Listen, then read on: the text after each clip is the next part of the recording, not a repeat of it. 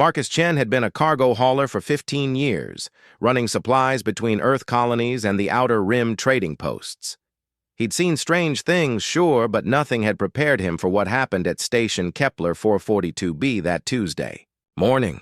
He was just trying to buy protein rations for his month-long haul to the Centauri system.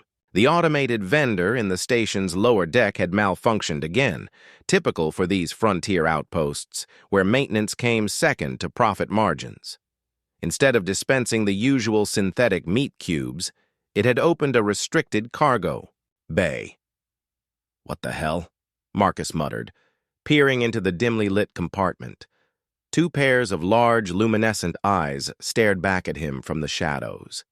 As his eyes adjusted, he could make out two humanoid figures huddled together.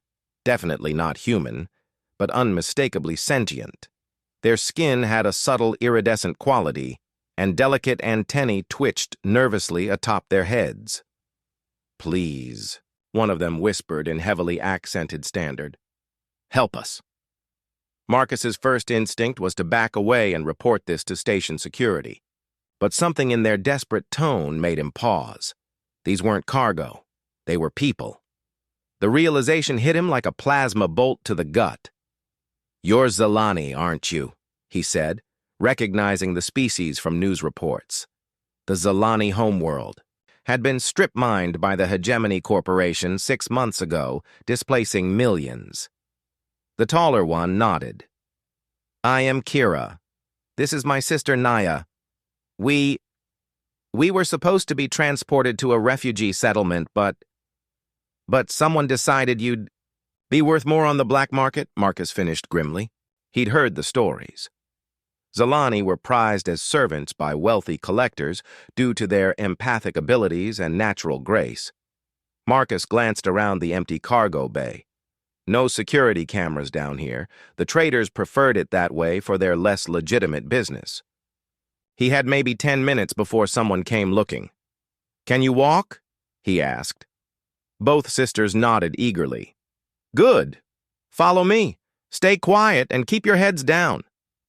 Leading two escaped alien refugees through a space station should have been impossible. But Marcus had learned a few tricks during his years hauling cargo through less than legal channels. He knew which corridors the security drones avoided, which maintenance shafts led directly to the docking bays. 20 minutes later, he was sealing the airlock of his ship, the Lucky Strike, with two very confused Zalani sisters in his cargo. "Hold." "Why are you helping us?" Kira asked as Marcus fired up the engines. Marcus paused at the navigation console. Why was he helping them? He could lose his hauling license, face criminal charges, maybe even end up in a hegemony prison. But looking at their hopeful faces, he knew he couldn't do anything else. "Because it's the right thing to do," he said simply.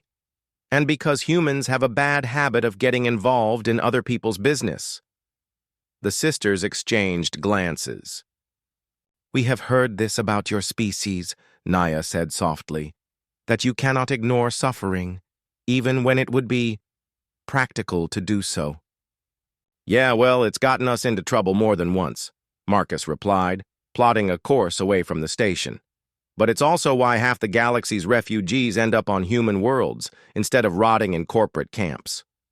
The next 3 weeks were the strangest of Marcus's career. The Zalani sisters proved to be surprisingly helpful crew members. Kira had an intuitive understanding of hyperspace navigation that cut their travel time by 30%, while Naya's empathic abilities helped Marcus avoid several potentially dangerous encounters with pirates and corporate security forces. But it wasn't just their abilities that impressed him, it was their resilience. Despite everything they'd endured, they maintained an optimistic outlook that reminded Marcus why he'd become a spacer in the first place. They asked endless questions about human culture, laughing at his terrible jokes and showing genuine interest in his stories about life among the stars. "Your species is strange," Kira observed one evening as they shared dinner in the ship's tiny galley. "You claim to be selfish and practical, but then you risk everything to help strangers. Maybe that's what makes us human," Marcus replied. "We're walking contradictions." When they finally reached the human colony of New Geneva, Marcus faced a choice. He could drop the sisters off at the official refugee center, where they'd be safe but processed through months of bureaucratic procedures. Or he could call his friend Sarah, who ran an unofficial network helping displaced aliens find new homes.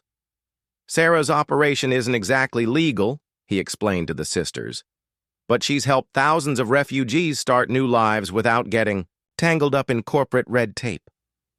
"We trust you," Kira said without hesitation.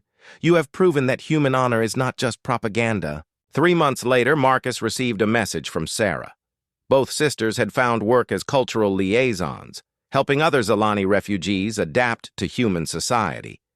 They'd specifically requested to work with newly arrived refugees, wanting to provide the same kind of help they'd received. "They said to tell you that they're paying it forward," Sarah's message read. "Apparently that's a human concept they've adopted." Marcus smiled as he set course for his next haul. Maybe getting involved in other people's business wasn't such a bad trait after all. In a galaxy full of corporate exploitation and systematic oppression, sometimes someone had to be willing to do the right thing, even when it wasn't practical, especially when it wasn't practical. After all, that was the human way.